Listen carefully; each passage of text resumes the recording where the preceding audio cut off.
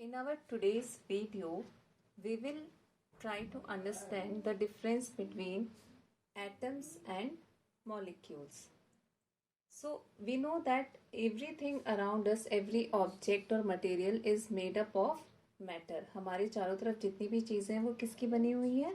Matter. और matter जो है वो डिफरेंट स्टेट्स में एग्जिस्ट करता है, लाइक सॉलिड, लिक्विड, गैस.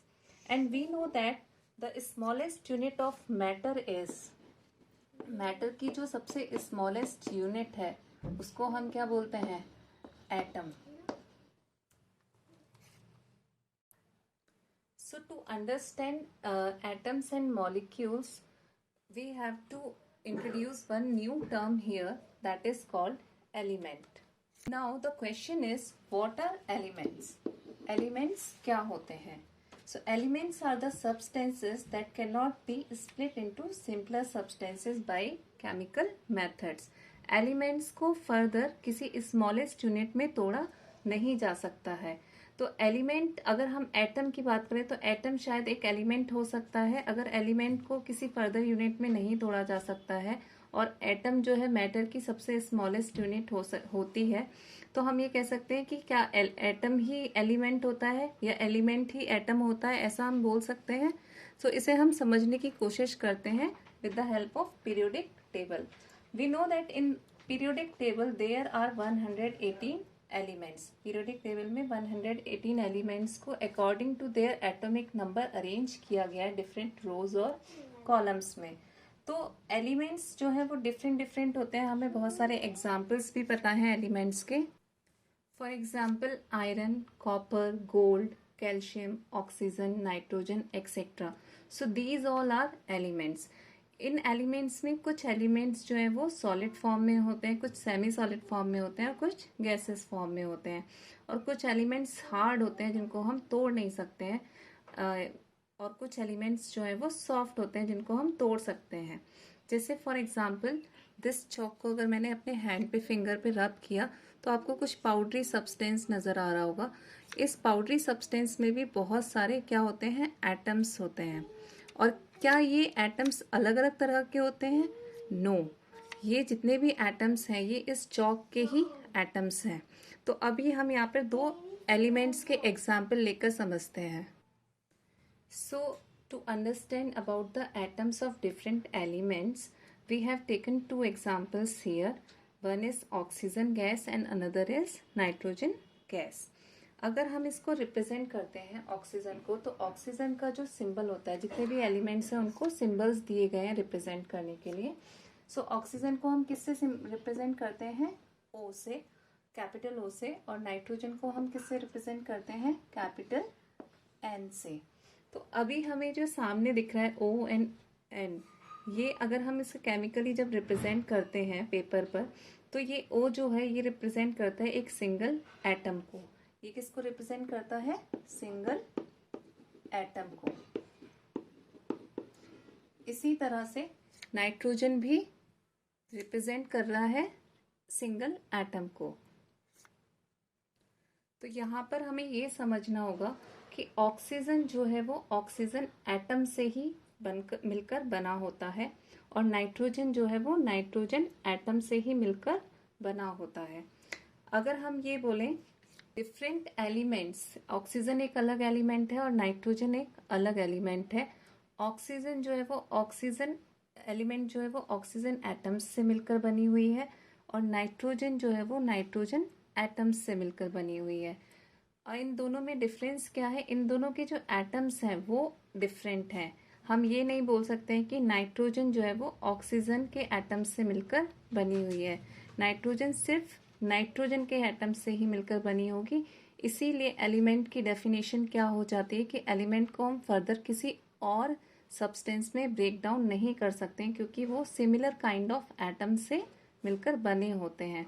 तो एक और स्टेटमेंट हम यहाँ पे एलिमेंट्स के बारे में दे सकते हैं कि each element is made up of similar kind of atom. Oxygen जो है वो ऑक्सीजन के एटम्स से मिलकर बनी हुई है, और नाइट्रोजन जो है वो नाइट्रोजन के एटम्स से मिलकर बनी हुई है. अगर हम इनको फर्दर ब्रेक डाउन भी करते हैं तो ये किस में फर्दर टूटेगी? ऑक्सीजन एटम्स में. और नाइट्रोजन किस में टूटेगी? नाइट्रोजन एटम्स में। तो आई होप आपको एटम्स क्लियर हो गया होगा यहाँ पर। Now let us try to understand about molecules. जब दो या दो से ज्यादा atoms of similar element combine होते हैं या डिफरेंट एलिमेंट्स कंबाइन होते हैं, they will form molecules. Let me write one example. Like यहाँ पर ऑक्सीजन और ऑक्सीजन के दो एटम हैं।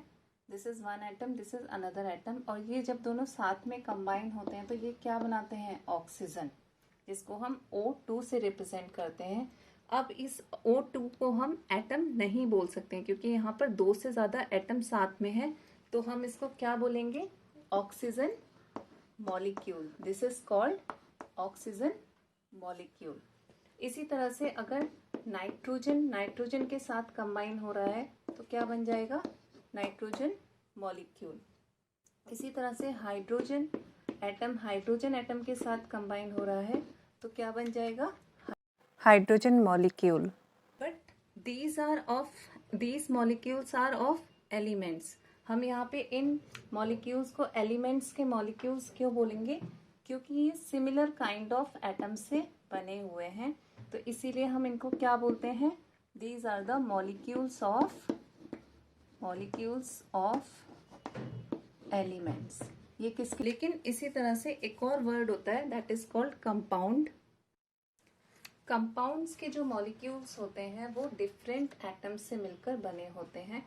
फॉर एग्जाम्पल, अगर एक कार्बन दो ऑक्सीजन के साथ कंबाइन हो रहा है, दो ऑक्सीजन एटम्स के साथ कंबाइन हो रहा है, तो हम यहाँ पर देख सकते हैं oxygen is one element and carbon is another element. और जब ये दोनों कंबाइन हो रहे हैं तो ये क्या बना रहे हैं? They are making CO2 molecule. CO2 molecule. तो अब हम इस केस में क्या बोलेंगे? CO2 मॉलिक्यूल जो है वो किसका मॉलिक्यूल है? एलिमेंट का या कंपाउंड का? अगर एलिमेंट का होता तो यहाँ पे दो तरह के एटम्स नहीं होते। सो CO2 किसका मॉलिक्यूल है? CO2 मॉलिक्यूल है कंपाउंड का। CO2 is the molecule of compound, क्योंकि कंपाउंड में हमेशा दो तरह के एलिमेंट्स से मिलकर कोई भी सब्सटेंस बना होता है। अब यहाँ पे कंपाउंड की डेफिनेशन भी आ गई हमारी कि compound is made up of two or more than two type of elements. और भी कंपाउंड्स के बारे में आपने सुना होगा, लाइक H2O। H2O जो है वो वाटर का फॉर्मूला होता है, और वाटर में एक ऑक्सीजन एटम होता है और दो हाइड्रोजन एटम होते हैं। तो ये दोनों डिफरेंट एलिमेंट से मिलकर बने हुए हैं। इसका मतलब हम इसको वाटर मॉलिक्यूल भी बोलते हैं। तो ये जो वाटर मॉलिक्यूल है ये एलिमेंट का मॉलिक्यूल है या कंपाउंड का, यहाँ पर हमें ये समझना होगा। So water is the molecule of compound. तो वाटर किसका मॉलिक्यूल है? Molecule of compound.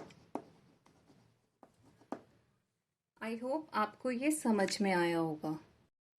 तो स्टूडेंट्स, जल्दी से क्विक टेस्ट करके हम इसे समझते हैं कि कौन से मॉलिक्यूल्स जो है वो एलिमेंट्स के मॉलिक्यूल्स हैं, कौन से मॉलिक्यूल्स जो है वो कंपाउंड के मॉलिक्यूल्स हैं।